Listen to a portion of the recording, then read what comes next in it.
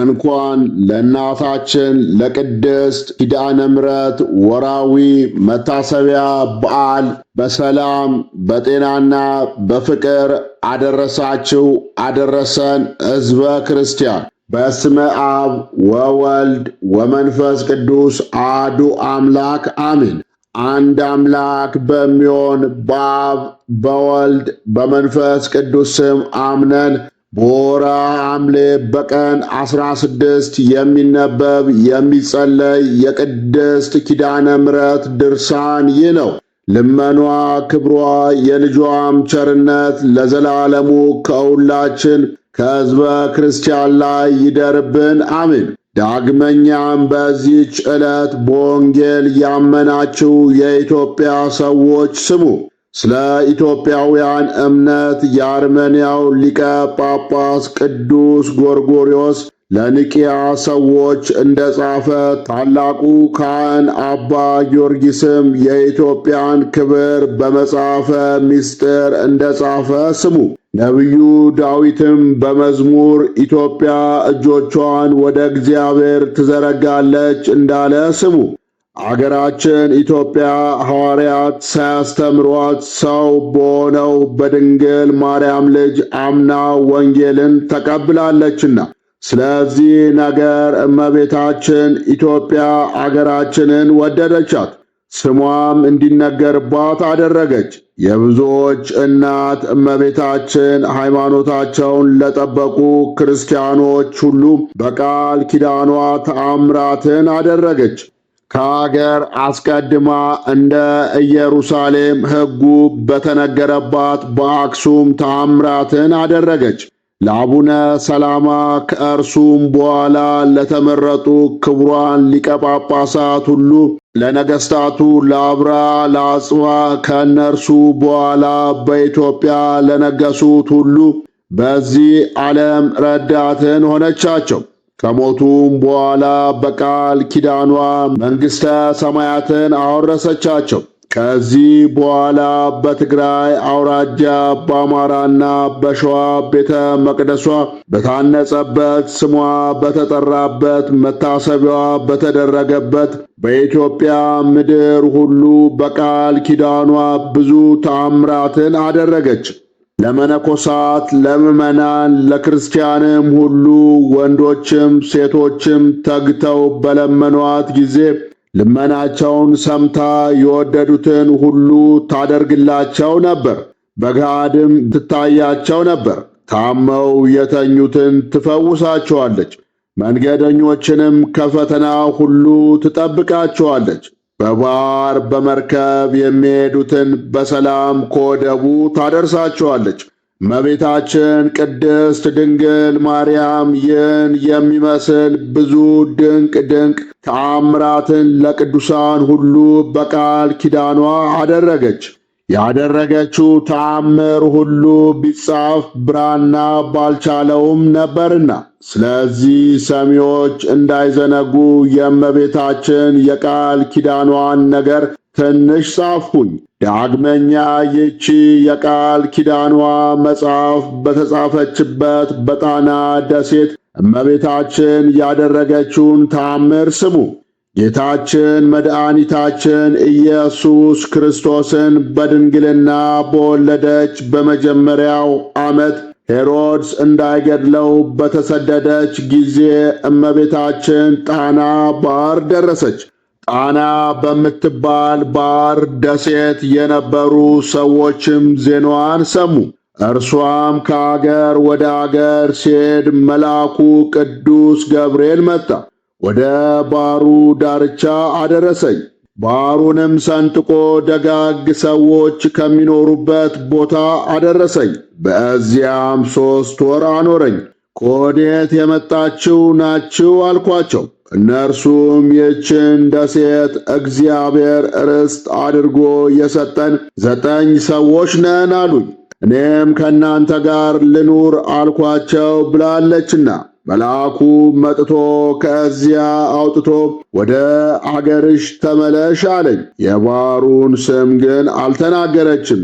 ስለዚህ እመቤታችን ከልጇ ጋር በጣና ባሕር ደሴት ደረሰች፣ ለእግዚአብሔር የሚሳነው ነገር የለምና። እመቤታችን አብራና አጽዋን የጣናን ቤተ መቅደስ ያንጹ ዘንድ በቃል ኪዳኗ ወደ እዚያች ደሴት አደረሰቻቸው። እነርሱም ደጋግ ነገሥታት ናቸውና እመቤታችን እየረዳቻቸው የጣናን ቤተ መቅደስ በሚገባ አድርገው አነጹ። ይባርኳት ዘንድም ጳጳሳትን አመጡ። ለቤተ ክርስቲያኑ አገልግሎት ሥርዓት ሰርተው ቀሳውስትን፣ ዲያቆናትን ሹመው በዚያ አስቀመጧቸው። ለሁለተኛም የእመቤታችንን ቃል ኪዳን አስቦ ንጉሥ ይስሐቅ አንጿታል። በልዩ ልዩ ጌጥ አስጌጣት። ለካህናትና ለመነኮሳት ባት ሠራላቸው። በሦስተኛም 2 መኳንንትን አዝዞ ንጉሥ ዘረ ያዕቆብ ከእርሱ አስቀድሞ እንደሠሩት አድርጎ የቤተ መቅደሱን ጣራ ሠራ።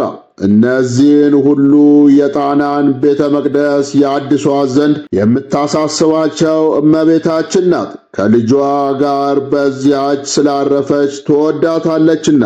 በዚያች ቦታ በአንብሮተ እድ የተመረጡትንም ከክፉ ነገር ሁሉ ትጠብቃቸዋለች። በዚያች ውስጥ የሚኖሩትንም መነኮሳት እመቤታችን በቃል ኪዳኗ ትጠብቃቸዋለች።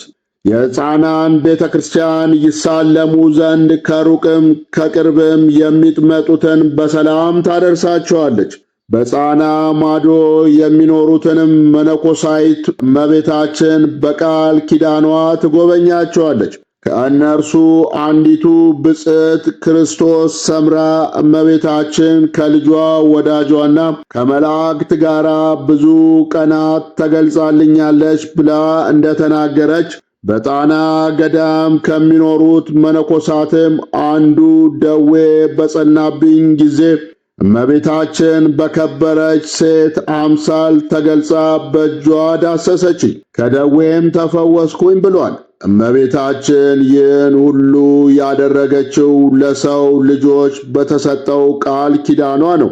አሁንም አባቶቼ፣ ወንድሞቼ እመቤታችን በስሟ ለተጠማው ጥቂት ውሃን እየሰጠ በላይ ሰብዕንና ስለ ስሟ እንጀራውን በደም ለውሶ ለተራቡ ሰዎች የሰጠውን ሰው ከገሃነመ እሳት እንዳዳነቻቸውና ለዘላለም ሕይወትን እንደሰጠቻቸው ስሟን የሚጠሩትን ሁሉ ታድናለች ተብሎ በተአምሯ መጽሐፍ እንደተጻፈ ሰምታችኋል።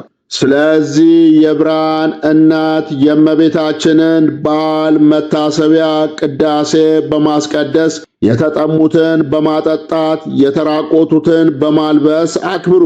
በዚህ ዓለም ከዲያብሎስ ፈተና ትጠብቃችሁ ዘንድ ልጇ ክርስቶስ ከባሕሪ አባቱ ከአብ ከባሕሪ ሕይወቱ ከመንፈስ ቅዱስ ጋር በሚመጣበት ጊዜ በቀኝ ያቆማችሁ ዘንድ ለዘላለሙ አሜን። ዳግመኛም የአንዲት ቤተ ክርስቲያን ልጆች አባቶቼ ይህን የእመቤታችን የቃል ኪዳኗን መጽሐፍ ያነበባችሁ የሰማችሁ ሕዝበ ክርስቲያን ሁላችሁ ስታነቡ አስተካክላችሁ አንብቡ። እኔም የተቻለኝን ያህል ተናገርኩኝ፣ ዕውቀቴ ጥቂት ነውና። ጌታችን ኢየሱስ ክርስቶስ ዓይነ ልቦናችሁን ያብራላችሁ፣ ከእናንተ በኋላ ለሚመጡትም ዓይነ ልቦናቸውን ያብራላቸው፣ በአማላጅነቷ ይጠብቃችሁ፣ በመጨረሻው የፍርድ ቀን ዋጋችሁን ይክፈላችሁ፣ መንግሥተ ሰማያትን ያውርሳችሁ። የእመቤታችን የቅድስት ኪዳነ ምሕረት ልመኗ ክብሯ ለዘላለሙ ከሁላችን ከሕዝበ ክርስቲያን ጋር ይደርብን ለዘላለሙ አሜን። አንድ አምላክ በሚሆን በአብ በወልድ በመንፈስ ቅዱስ ስም አሜን። ዳግመኛም በዚህች ዕለት ሐምሌ 16 ቀን ወንጌሉ ዘወርቅ የተባለ ታላቁ አባት አቡነ ዮሐንስ ዕረፍታቸው ነው። አባታችን አገራቸው ሮም ሲሆን ወላጆቻቸው ደጋግ ባለጸጋ የሆኑ ክርስቲያኖች ስለነበሩ ለመምህር ሰጥተው መጻሕፍትን እየተማሩ እንዲያድጉ አደረጓቸው። በኋላም ገበታው የወርቅ የሆነ ወንጌልን ያሰራላቸው ዘንድ አባታቸውን ለመኑትና አሰራላቸው። ያንን ወንጌል ዕለት ዕለት ያነቡት ነበር። ኢየሩሳሌም ሲሄድ ወላጆቻቸው ቤት የሚያርፍ አንድን መነኩሴ እንዲወስዳቸው ለመኑትና ወደ ገዳሙ በስውር ይዟቸው ሄደ። የገዳሙ አበምኔትም ዮሐንስን አመነኮሷቸው። ከዚህም በኋላ ሥጋቸው አልቆ አጥንታቸው እስኪታይ ድረስ በታላቅ ተጋድሎ ኖሩ። አበምኔቱም ድካማቸውን እንዲቀንሱ ይመክሯቸው ነበር። እግዚአብሔርም በራእይ ወደ አባታቸው ቤት እንዲሄዱ አመለከታቸውና ለአበምኔቱ ነግረው ወደ ባለጸጋው አባታቸው ዘንድ ሄዱ። በመንገድ ላይም አንድ ነዳይ አገኙና ልብሳቸውን ቀይረው የነዳዩን ልብስ ለብሰው ሄደው በአባታቸው ደጅ ማንም ሳያውቃቸው ለማኝ መስለው ተቀመጡ። በአባታቸው ደጅም በጾም በጸሎት እየተጋደሉ የአባታቸው ባሪያዎች የሚጥሉትን ፍርፋሪ እየተመገቡ 7 ዓመት ተቀመጡ። እናታቸውም ከቤት በወጡ ጊዜ ሽታው እየከረፋቸው ትጨነቅ ነበር። ዕረፍታቸውም በቀረበ ጊዜ የተአዘዘ መልአክ ለአቡነ ዮሐንስ ተገልጦላቸው የዕረፍታቸውን ጊዜ ነገራቸው። ወዲያውም ወደ እናታቸው ሰው ልከው ስትመጣላቸው ልጇ መሆናቸውን ሳይነግሯት በሚሞቱ ሰዓት በዚያች በለበሷት ራፍ የነዳይ ጨርቅ ብቻ ጠቅልለው እንዲቀብሯቸው ነገሯት። በሞትኩም ጊዜ ይህን መጽሐፍ በአስክሬኔ ላይ አንብቡልኝ ብለው የወርቅ ወንጌላቸውን ጠቅልለው ሰጧት። አባታቸውም በመጣ ጊዜ ያንን የወርቅ ወንጌል ባየ ጊዜ ልጁ እንደሆነ አወቀና መሪር እንባን አለቀሰ። ሁሉም አብረው ተላቀሱ።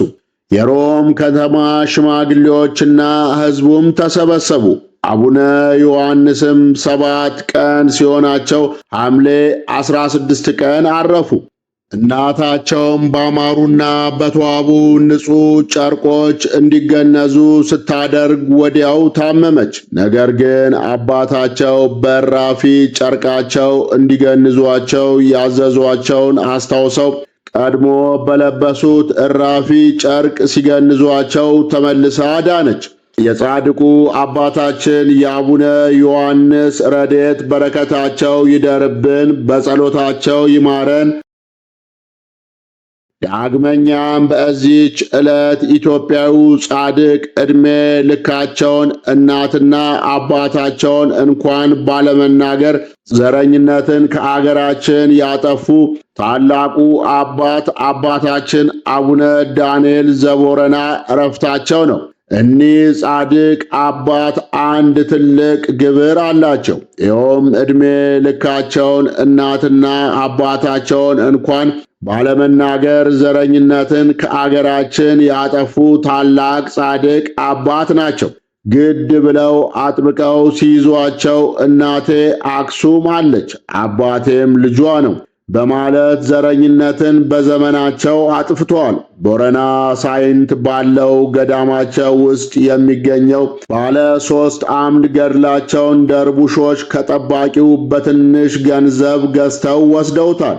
እርሱም በመቅሰፍት ተመትቶ ሞቷል። ጻድቁ በአገራችን ከ250 በላይ አብያተ ክርስቲያናትን አሰርተዋል። መካነ መቃብራቸው በጋዝጫ ይገኛል። የጻድቁ አባታችን የአቡነ ዳንኤል ዘቦረና ረድኤት በረከታቸው ይደርብን፣ በጸሎታቸው ይማረን። አነሳስቶ ላስጀመረን አስጀምሮ ላስፈጸመን ለልዑል እግዚአብሔር ክብር ምስጋና ይሁን። ወስብሐት ለእግዚአብሔር ወለ ወላዲቱ ድንግል ወለ መስቀሉ ክቡር። ይቆየን።